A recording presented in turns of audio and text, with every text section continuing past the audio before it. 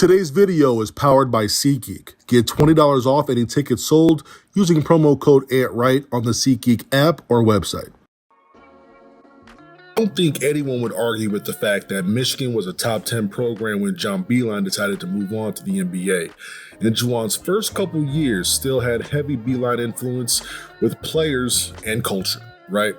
Things started to go the other way after the huge 2021 class came in. First of all, it threw off scholarships and overloaded the roster with underclassmen right around the same time the one-year transfer waiver began. Out of that 2021 class, 3 went to the NBA, 2 transferred, and Will Cheddar is the only one left on the current roster. And that next year, they started to struggle. They limped into the NCAA tournament. They got a real decent draw, though, with Colorado State and then getting Tennessee, losing to Villanova in the Sweet 16. Then that following year, they had the youngest backcourt in the country and went through growing pains, missing the tournament altogether. To this year, their record is now 8-18. Last place in a not very good Big Ten conference. Their latest loss coming at home in Ann Arbor to Michigan State, where the Spartan fans packed the place, and Michigan scored their last basket with over 7 minutes remaining in the game, and they ended up losing.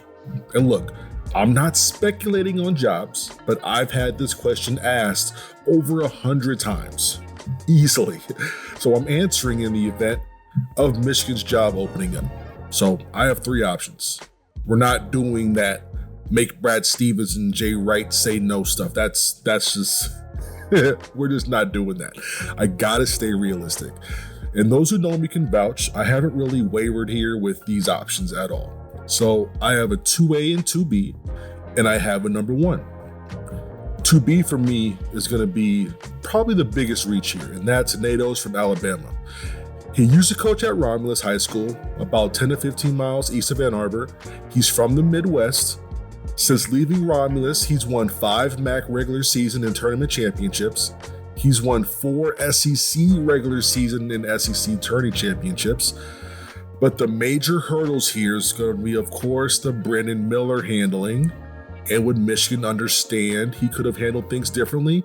And has he learned from that situation? The biggest hurdle is probably the buyout.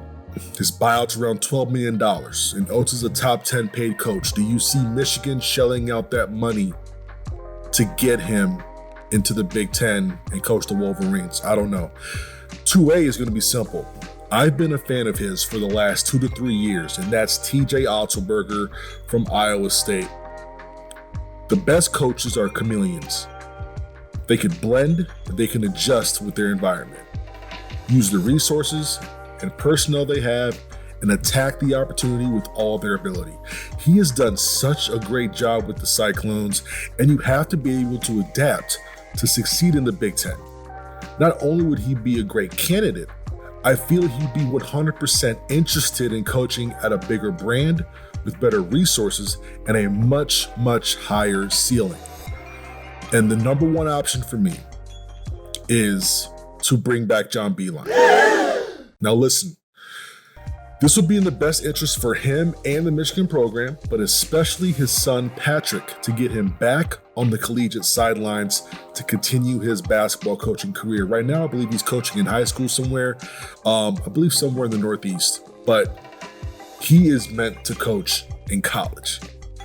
I know Beilein would want to deal with much of the new era of college basketball with NIL and the portal and all those things, but I think he'd do it for about 2 to 3 years, and he would give his assistants a lot of leash and leeway on getting things done. Get the program back on his feet with his son as an assistant. This stabilizes the program, and then once Beilein says he's done and calls it good, keep the job in-house to maintain that continuity. Once again, not speculating on jobs, but I'm just sharing my wish list. I'm posting on YouTube more often, and I need that silver play button. That's a big goal of mine over the next 2 to 3 years. So make sure you subscribe down below. I promise, I promise for real this time.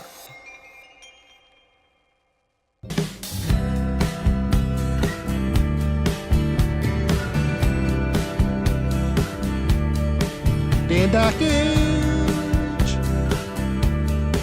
can't guard me.